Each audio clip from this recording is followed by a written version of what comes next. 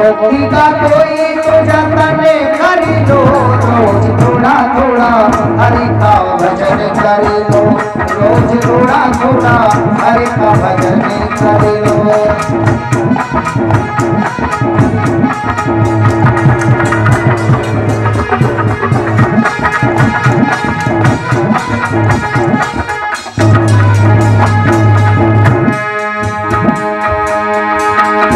भजन बिना तेरा जीव दुखारी, भजन बिना भजन बिना हर जीव दुखारी, भजन बिना अरे भजन बिना सब है जाए भारी, भजन बिना सब अरे मुक्ति का कोई तो जतन करे ले, रोज थोड़ा थोड़ा हरि का भजन करे ले, रोज थोड़ा थोड़ा हरि का भजन करे ले।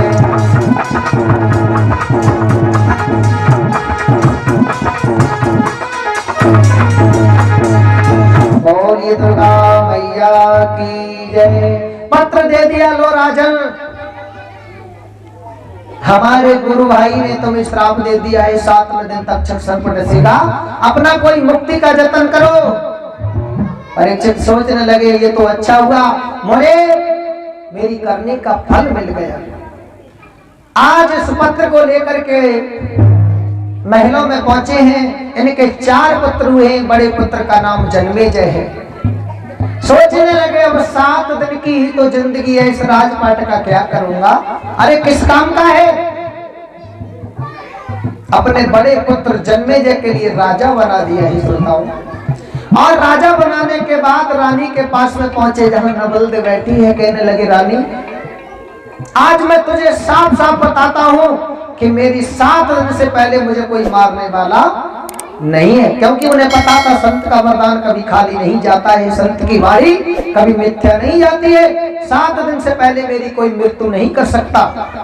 मैं तुझे आज दावे के साथ कहता हूं कि 7 दिन तक कोई मारने वाला नहीं है, और 8वें दिन मुझे कोई बचाने वाला नहीं है। राजपाट को अपने को छोड़ करके जन्मेजय राजा बना दिया, और सोचने लगे अब करूं तो करूं क्या, 7 दिन की वाणी है, 7 दिन में क्या कर सकता हूं। मन में विचार आया चल करके संतों के पास चले, इस चीज का जतन तो संत ही कर सकते हैं।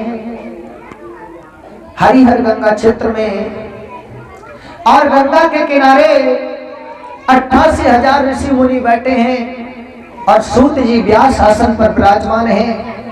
वहीं पर पहुंच जाते हैं, संतों के पास पहुंचे, संतों को प्रणाम किया, हाथ जोड़ करके सूत जी से कहने लगे परीक्षित की महाराज, अगर किसी इंसान की मृत्यु नजदीक हो तो उसे क्या करना चाहिए। परीक्षित ने ये नहीं बताया कि मेरी मृत्यु नजदीक है, ये कहा अगर किसी इंसान की मृत्यु नजदीक हो तो क्या करना चाहिए।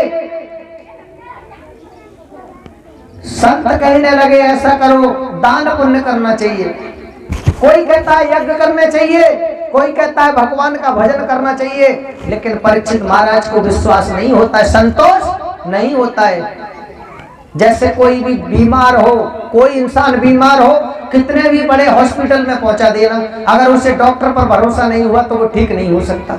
और उसे छोटे से छोटे डॉक्टर के पास ले जाना, अगर डॉक्टर साहब की बातों पर उसे विश्वास हो गया, वो 101% ठीक होकर के आएगा। इतने इतने बड़े संत बैठे हैं, बड़ी बड़ी जटाओं वाले, सफेद दाढ़ियां पर की 1000 वर्ष की उम्र वाले, लेकिन किसी की बाड़ी का परीक्षित पर विश्वास नहीं होता है।